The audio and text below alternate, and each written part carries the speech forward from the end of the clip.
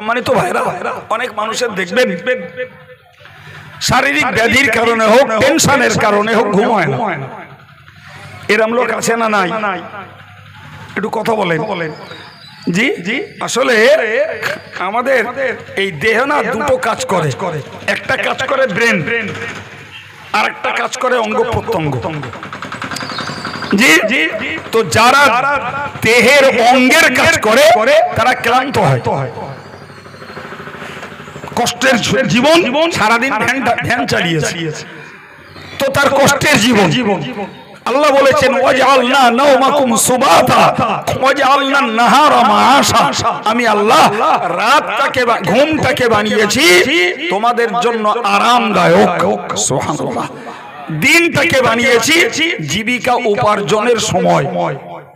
এখন দিনের বেলা যারা জীবিকা উপার্জন করে ক্লান্ত হয়েছে, ভাই ডাল ভাত যা পায় খেয়ে একদম নাক ডাকিয়ে ঘুমায়। কিন্তু যাদের ব্রেন কাজ করছে, ব্রেন গুলোতে যাদের টেনশন ফিল করছে, ওকে রাত 10টা 11টা 12টা 1টা 2টো যখনই ডাকবেন উত্তর পাবেন। ওর ঘুম কেড়ে নিয়েছে কেডা? টেনশন, দুশ্চিন্তা, ব্রেনের চাপ, ওর ঘুম আসছে। ফলে কোন কোন এই এই বিনিদ্রার ব্যক্তি যাদের ঘুম হয় না, এরা ঘুমের ট্যাবলেট খায়। আমি আপনাকে বলছি ওষুধটাকে কাজে লাগিয়ে দেখুন, ঘুম আসছে না, একটা তসবিহ হাতে নেবেন। তসবিহ হাতে নিয়ে সুবহানাল্লাহ, আলহামদুলিল্লাহ, লা ইলাহা ইল্লাল্লাহ, দরুদ শরীফ যেটাই আপনার ভালো জানা আছে পড়তে থাকুন। ও যথারীতি শয়তান ঘুম পাড়িয়ে দেবে।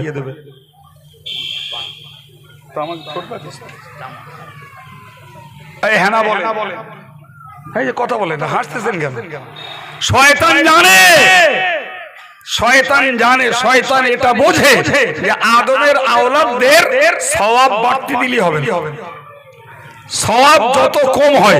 এখন ও যে ঘুম আসতেছে না বলে এই ফাঁকে যে সওয়াব জোগাড় করে এনেছে, ওর তো গাছ জ্বালা চড়ে যাবে।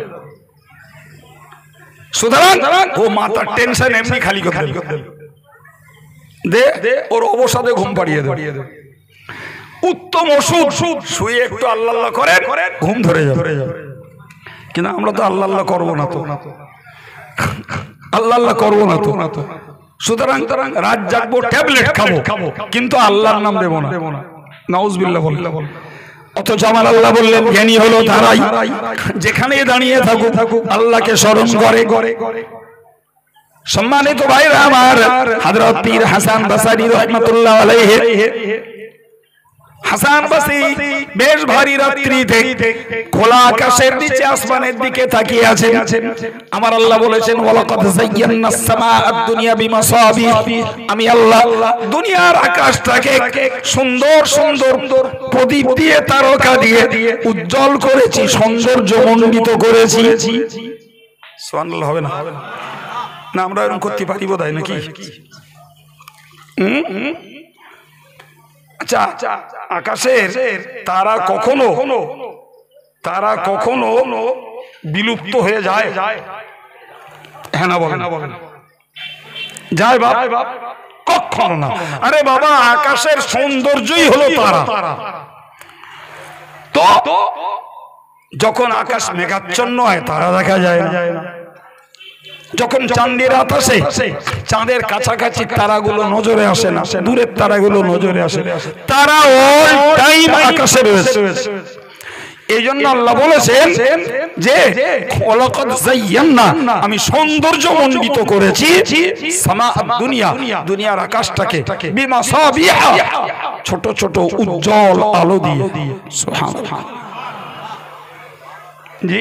অন্য আয়াত পাকে বলেছেন নুজুমান লিতাহতাদু বিহা, আমি আল্লাহ আকাশের তারকাগুলো দিয়েছি যাতে পথচারী মুসাফির কাফেলারা তাদের পথের নিশানা খুঁজে পায়। সুবহানাল্লাহ। কি খুঁজে পায়? ওরে বাবা, এখন তো ঘড়ি আছে, কম্পাস আছে, জি, সুতরাং এখন সময় আর দিক নির্ণয় করা সহজ হয়ে গেছে। ঠিক না ভুল?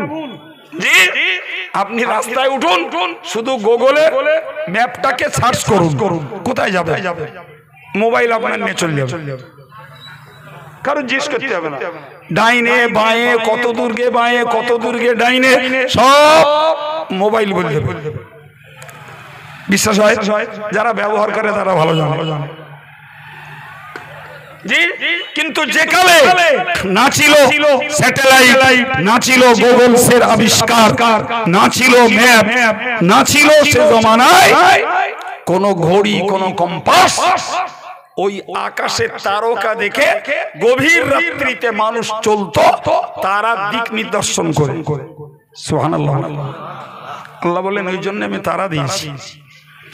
প্রিয় ভাইরা আমার, মনে রেখে দিন, কোরআন শরীফে আল্লাহ বললেন এই যে সুন্দর আকাশটাকে আমি বানিয়েছি। হযরত পীর হাসান বসরি রাহমাতুল্লাহ আলাইহি কোনদিন খোলা আকাশের নিচে দাঁড়িয়ে আকাশটার দিকে তাকাচ্ছিলেন। হযরত আলী বলেছেন, এ দুনিয়ার ইমানদার মুসলমান, কখনো যদি তুমি কোনো মানসিক চাপে থাকো, কোনো টেনশন ফিল করো, তোমার জন্য উত্তম ওষুধ হলো নিখরচার ওষুধ, তুমি খোলা আকাশের নিচে একটু বেশি বেশি করে বেশি সময় ধরে আকাশের দিকে তাকাও, তোমার ব্রেন থেকে সমস্ত রকমের দুশ্চিন্তা আল্লাহ দূর করে দেবেন। জি, হযরত হাসান বসরি অনেকক্ষণ ধরে দেখেছে, দেখে দেখে একদম আল্লাহর প্রেমে আকৃষ্ট হয়ে গেছে। ইয়া আল্লাহ, তুমি কত সুন্দর আকাশ বানিয়েছো, কি সুন্দর তারকা খচিত মিট মিট করে জ্বলছে আলোগুলো, এখান থেকে দেখছি জি, কিন্তু এক একটা তারা পৃথিবীর মতো বড় বড়। আমাদের সব বুঝসুঝ নেই।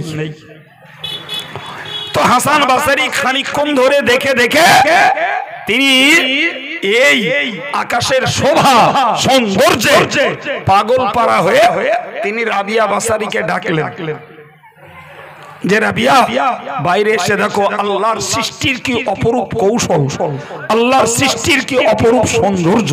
সুবহানাল্লাহ। ভাইরা আমার, সনদে দুর্বল, সূত্রে দুর্বল হলেও একটি হাদিসে একটি বর্ণনায় এসেছে, তাফাক্কুরু সাআতিন খায়রুম মিন ইবাদাতি সানাতিন 60, ইবাদাতি 60 সানাতান।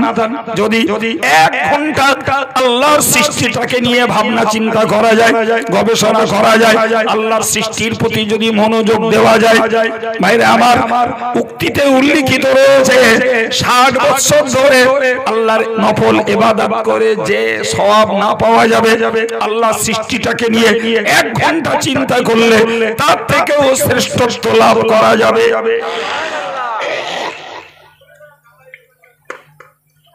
কই ভাই,